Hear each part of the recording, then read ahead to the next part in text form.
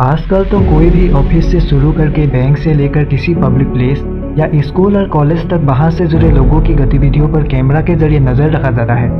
चलिए, ये तो पृथ्वी के अंदर की बात है, लेकिन पृथ्वी पर रहने वाले इंसानों की जिज्ञासा इस हद तक बढ़ चुकी है कि ये सैटेलाइट की मदद से पृथ्वी के बाहर भी अंतरिक्ष में घटने वाले गतिविधियों पर दूर दूर तक नजर रखने लगे हैं। इसी नज़रबंदी के दौरान इन दिनों अंतरिक्ष में एक विशालकाय धूमकेतु को खोजा गया है। अंतरिक्ष वैज्ञानिकों का कहना है कि ये धूमकेतु दूसरे सौरमंडल से आया है, जो अब बेहद तेजी से हमारे सौरमंडल की सूरज की तरफ जा रहा है। यानी ये सूरज के नज़दीक में जाकर अपने आप को नष्ट करना चाहता है। तो आइए, क्या है पूरी बात समझते हैं। दरअसल इन दिनों नासा के गैलेक्सी इवोल्यूशन एक्सप्लोरर सैटेलाइट के जरिए वैज्ञानिकों को पता चला है कि एक बड़े आकार के कॉमेट या धूमकेतु तेजी से सूरज की तरफ बढ़ रहा है, जो हमारे सौरमंडल के बाहर से आया है। ये 100 किलोमीटर चौड़ा है, जो अंतरिक्ष में बनने वाले बर्फ के गोले जैसा है। इस विशालकाय धूमकेतु का नाम रखा गया है 96P मेसॉल्स 1। इसके बारे में आगे बढ़ने से पहले आइए थोड़ा सा धूमकेतु के बारे में बात करते हैं।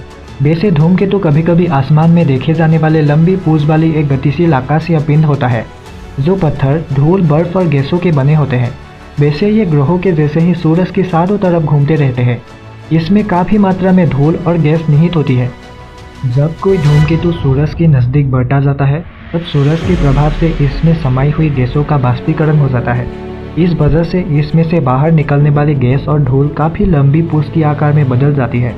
जैसे जैसे धूमकेतु सूरज के नज़दीक चलता जाता है, उसका आकार भी बढ़ती जाती है। संस्कृत शब्द धूम का मतलब होता है धुआं और केतु का मतलब है ध्वज यानी झंडा।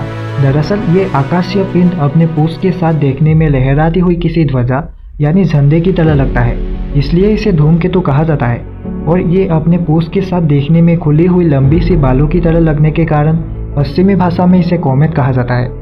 अब आइए 96P मेसॉल्स पर आते हैं। वैज्ञानिकों का कहना है कि ये हमारे सौरमंडल की बाहर से आया है, क्योंकि हमारे सौरमंडल में अब तक मिलने वाले धूमकेतुओं में कार्बन का मात्रा ज़्यादा और साइनोजन कम मात्रा में पाई जाती रही है।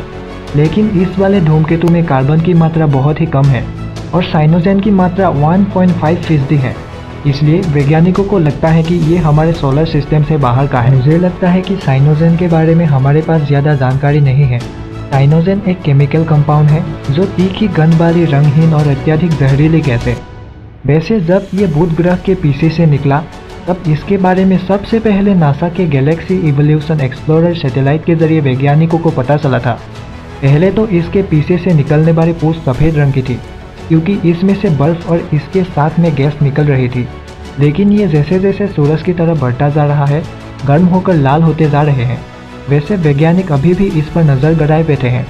जैसे जैसे ये विशालकाय धूमकेतु सूरज के नज़दीक पहुंचता जाएगा, इसके बारे में और भी नए नए खुलासे होते रहेगी।